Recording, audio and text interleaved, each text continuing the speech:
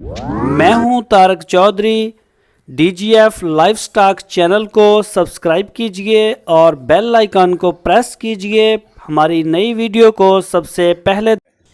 बिस्मिल्लाहिर्रहमानिर्रहीम, अस्सलाम वालेकुम। दोस्तों, एक गाय खड़ी है साढ़े कोल हरुणाबाद और दूसरा सुबह सूई आ ते ਇਹਦੇ ਪਿੱਛੇ ਵੱਛੀ ਆ और ये चोलस्तानी ते वलैती का क्रास आ।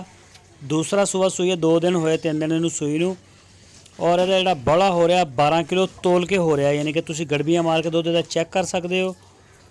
ਤੇ पूरे पाकिस्तान ਦੇ ਵਿੱਚ ਇਹਦੀ ऑनलाइन डिलीवरी की सहूलत मौजूद है। अगर कोई दोस्त आप आके लैके जाएगा तो मैनू सब तो ज़्यादा खुशी होएगी कि वो अपनी अखां चैक करके ले जाएगा। तो जिहड़ा मालक आ उन्हें ये गल कही है कि पिछले सूबे 16-17 किलो दुध दिंदी रही है, 18 किलो भी दिंदी रही है और चड्डा हवाना माशाल्लाह सोहना गां देख सकते हो। तो जिस दोस्त ने भी लैनी हो स्क्रीन के उपर तुहाडे WhatsApp का नंबर आ, तो WhatsApp के उपर तुसीं सानूं मैसेज कर सकते हो। कॉल ना करो तो अच्छा, और सिम के उपर कॉल नहीं आएगी, सिर्फ WhatsApp के उपर ही तुहाडी कॉल या मैसेज आएगा, लेकिन असीं मैसेज का रिप्लाई करांगे।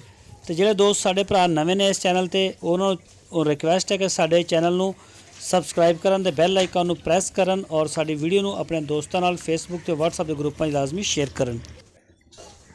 और दोस्तों, इस गां की उन्होंने जी डिमांड की है वो 1,40,000 रुपए की की है।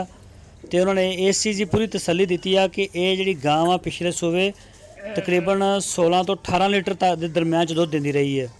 तो 1,40,000 रुपया मंग रहे हैं, लेकिन फिलहाल जो मौके पर दुध आ उसकी असीं गल कर रहे हैं कि वो जो 12 लीटर दुध जो गड़बियाँ मिण के असीं तुहानूं देंगे। तो कोई दोस्त अगर शौकीन होवे तो लिजा सकदा। मैला सुट्टेगी जो तो गां का दुध जो इंशाल्लाह वो जरूर वधेगा, 4 किलो तो जरूर वधाएगी, लेकिन असी मौके की गल कर रहे हैं और मौके के पैसे लै रहे हैं।